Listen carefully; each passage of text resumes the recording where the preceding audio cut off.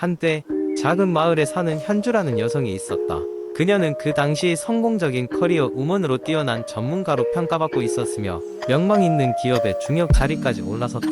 하지만 외적인 성공에도 불구하고 내부적으로는 점점 걷잡을 수 없는 피로감과 스트레스를 느꼈다. 현주는 하루 종일 일에 매달리며 정작 자신의 건강에는 관심을 기울이지 않았다. 사무실에 앉아서 오랫동안 일하고 간편하게 끼니를 대충 해결했고 운동은 생각조차 하지 못했다. 결국 정신적으로나 육체적으로나 건강을 챙기지 못한 결과 그녀는 소진 상태를 겪게 되었다. 결정적인 계기는 작년 겨울에 업무 공수 가운데 잦은 두통과 소화 불량으로 병원을 찾은 것이었다. 병원에서는 그녀에게 만성 스트레스와 소진 증후군 진단을 내리면서 근본적인 변화가 필요하다고 경고했다. 현주는 이를 계기로 생활 방식을 재검토하기로 결심했다. 그녀는 업무 외 시간을 조금씩 늘리고 아침 일찍 일어나는 습관을 들이며 하루를 명상으로 시작했다. 명상을 통해 정신을 안정시키고 마음의 평화를 찾기 위해 노력했다. 또 일을 마치고 나면 꾸준히 근처 공원을 산책하며 신체 활동을 늘리려 했다. 식단도 놓치지 않았다. 그녀는 다양한 영양소를 골고루 섭취할 수 있는 건강식을 준비했고 정기적으로 식사를 하며 갑작스러운 식욕을 조절할 수 있었다. 그뿐만 아니라 친구와의 사회적 교류를 소중히 여기며 주말에는 꼭 가족이나 친구를 만나는 시간을 가졌고 때로는 여행을 통해 새로운 경험을 쌓으면서 정신적으로 재충전했다. 몇 달의 변화 이후 현주는 뚜렷한 변화를 느꼈다. 그녀는 에너지가 넘쳤고 집중력이 향상되었으며 정서적으로 안정적이었다. 육체적 건강이 회복됨에 따라 정신적 여유도 새롭게 얻게 되었다. 이러한 변화는 그녀의 직업적 열정까지 되살렸으며 단지 무리해서 일하는 것이 아닌 진정한 의미를 찾고 장기적 목표를 계획하며 하루하루를 발전적으로 살아가게 되었다. 현주는 깨달음을 얻었다. 정신 건강과 육체 건강은 때려야 뗄 수 없는 관계이고 둘 중 하나라도 소홀히 하면 나머지 부분도 자연스럽게 악영향을 받는다는 것을 그냥 잡힌 생활의 중요성을 몸소 경험한 그녀는 이제 주변 사람들에게 어떻게 하면 자신의 생활을 보다 풍요롭게 유지할 수 있는지에 대해 열정적으로 이야기할 수 있게 되었다기 적극적으로 나눌 수 있게 되었다. 현주의 경험은 많은 이들에게 영감을 주었고 그녀의 이야기를 듣고 자신만의 균형 잡힌 생활 방식을 추구하려는 변화의 계기를 제공했다. 정신과 육체가 서로 조화를 이루는 삶이야말로 진정한 건강과 행복을 가져온다는 사실을 시간을 들여 체험했다. 두 번째 이야기. 어느 날 밤 시간이 새벽으로 넘어갔음에도 불구하고 민수는 도저히 잠을 이룰 수 없었다. 매일같이 겪어온 불면증은 그에게 깊은 피로감을 안겨주었고 이번에는 정말로 해결책이 필요하다고 생각했다. 그는 여러가지 수면 개선 팁을 찾아보았고 그중 몇 가지를 실행에 옮기기로 마음먹은 이야기를 전한다. 우선 민수는 자신의 수면 환경을 점검했다. 침실의 온도가 너무 따뜻하면 잠들기 어렵다고 하여 냉방기를 가동하기로 했다.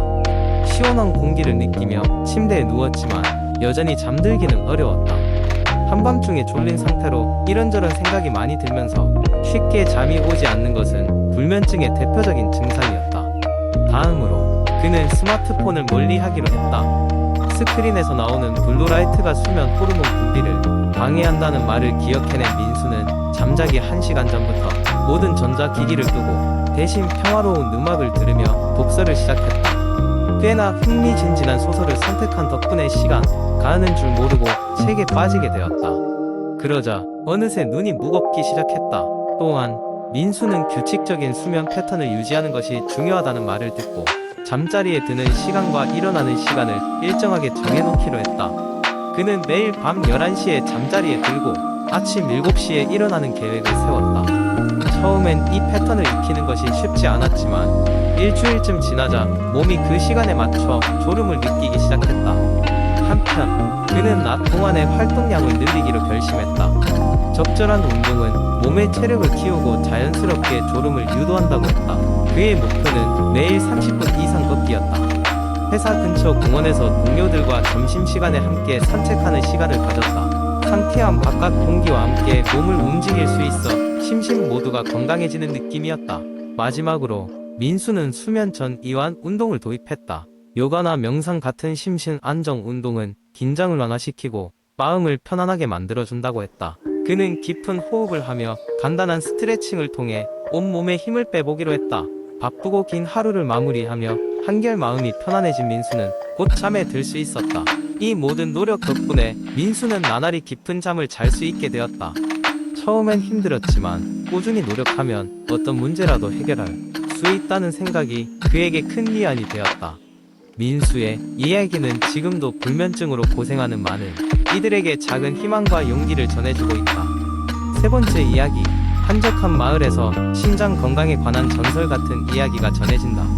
이 마을에는 심장촌이라는 곳이 있는데 이곳 사람들은 심장병이라는 단어를 모를 정도로 건강한 심장을 가지고 있다. 그 비결은 조상 대대로 내려오는 특별한 식단에 있었다. 먼저 소개할 음식은 아보카도였다.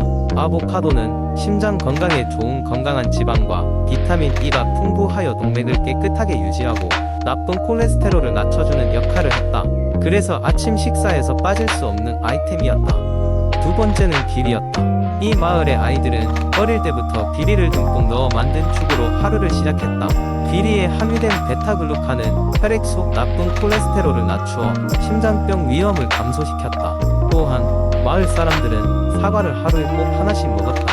하루에 사과 하나면 병원 갈 일이 없다는 속담처럼 사과에 들어있는 폴리페놀과 식이섬유가 심혈관 건강을 증진시키는데 기여했다. 마을 사람들이 애정하는 네 번째 음식은 블루베리였다. 이 작은 열매에는 항산화 물질인 안토시아닌이 풍부하여 혈압을 낮추고 동맥의 건강을 도왔다. 그래서 블루베리는 마을 축제 때마다 빠지지 않는 디저트였다. 다섯 번째 비밀은 매일 정성스럽게 끓여 마시는 녹차였다. 녹차는 카테킨이라는 항산화 물질 덕에 심장의 부담을 줄여주었고 혈관 확장을 도와주었다. 때문에 마을 사람들은 항상 녹차 잔을 손에서 놓지 않았다. 특별한 여섯 번째 음식은 견과류였다. 아몬드나 호두 같은 견과류에 포함된 불포화 지방산들은 심장을 보호하는 큰 힘이 되었고 이는 너츠가 마을 간식의 주인공이 되는 이유였다. 일곱 번째는 식용으로 많이 쓰이는 올리브 오일이었다.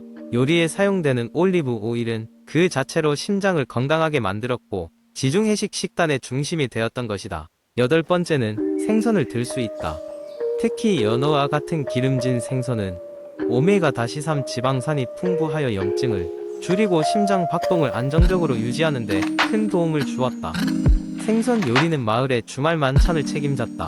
간식으로는 다크 초콜릿이 인기였다. 카카오 함량이 높은 다크 초콜릿은 플라보노이드가 풍부하여 혈압을 조절하고 심장을 튼튼하게 만드는 데 기여했다. 마을 어르신들은 항상 작은 조각의 다크 초콜릿을 지니고 다녔다. 마지막으로 모든 요리의 기본이 되었던 채소들, 특히 시금치는 철분과 니트레이트가 풍부하여 혈액순환을 돕고 심장 건강을 유지하는 데 큰 몫을 했다. 마을의 나오미 할머니는 다양한 시금치 요리법으로 큰 인기를 끌었다. 이렇게 심장촌의 사람들이 즐기는 10가지 음식은 단순히 그들이 건강한 심장을 유지하는 비결에 그치지 않고 그들의 삶의 방식을 반영한 소중한 전통이 되었다. 이들은 심장을 건강하게 하는 음식들을 매일 꾸준히 섭취하며 마음의 여유를 갖고 늘 서로에게 감사하는 삶을 살아갔다. 그래서 이 마을에는 건강한 심장뿐만 아니라 건강한 삶이 깃들어 있었다고 한다. 네 번째 이야기, 오랜 시간 동안 우리는 빠르게 돌아가는 삶 속에서 자신을 돌아볼 시간을 갖지 못하고 살아왔습니다. 스마트폰, 컴퓨터, 다양한 디바이스가 우리의 삶에 깊숙이 자리 잡으면서 정신없는 일상은 당연시되었습니다. 이런 일상에서 벗어나기 위해 많은 사람들이 찾는 방법 중 하나가 바로 명상과 호흡법입니다. 이제부터는 여러분께 쉽게 일상에서 실천할 수 있는 명상과 호흡법에 대해 이야기해볼까 합니다. 먼저, 명상은 특별한 장소나 분위기에서만 할 수 있는 것이 아닙니다. 오히려 언제 어디서나 우리의 삶 속에서 쉽게 실천할 수 있는 것입니다. 이를 위해 필요한 첫 번째 단계는 바로 마음의 준비입니다. 마음의 준비란 머릿속에서 떠오르는 다양한 생각들을 자연스럽게 흘려보내고 내면의 고요함을 찾는 것입니다. 이를 위해 하루 중 짧은 시간을 할애해 조용한 장소를 찾고 자신의 숨소리에 집중하는 것으로 시작할 수 있습니다. 명상에서는 호흡이 중요한 요소로 작용합니다. 호흡법 중 가장 간단하면서도 효과적인 방법은 4-7-8 호흡법입니다. 이 방법은 우선 코로 4초간 숨을 들이마신 후 7초 동안 숨을 참고 다시 8초에 걸쳐 천천히 입으로 숨을 내쉬는 방식입니다. 이렇게 의식적으로 호흡에 집중함으로써 우리는 몸의 긴장을 풀고 마음을 안정시킬 수 있습니다. 또 다른 쉽게 실천할 수 있는 명상 방법으로자의 명상이 있습니다. 이는 자신과 타인에게 긍정적인 감정과 사랑의 마음을 보내는 연습으로 자신에게 행복하라, 건강하라, 안전하라 는 식의 문구를 마음속으로 반복하면서 시작합니다. 이후 점차적으로 그 범위를 가까운 사람, 친구, 나아가 전 세계 모든 생명체로 확장하며 긍정의 에너지를 퍼뜨리는 것이죠. 일상에서 이러한 명상과 호흡법을 매일 꾸준히 실천하다 보면 자연스럽게 마음의 평정을 찾고 스트레스 해소에 큰 도움을 받을 수 있습니다. 물론 처음에는 여러가지 생각들이 밀려와 집중하기 어렵겠지만 이는 자연스러운 과정입니다. 오히려 그 과정들을 그대로 받아들이고 매일 조금씩 집중하는 연습을 통해 조금씩 나아감을 느낄 수 있을 것입니다. 마지막으로 명상은 결과보다는 과정에 집중해야 하는 활동입니다.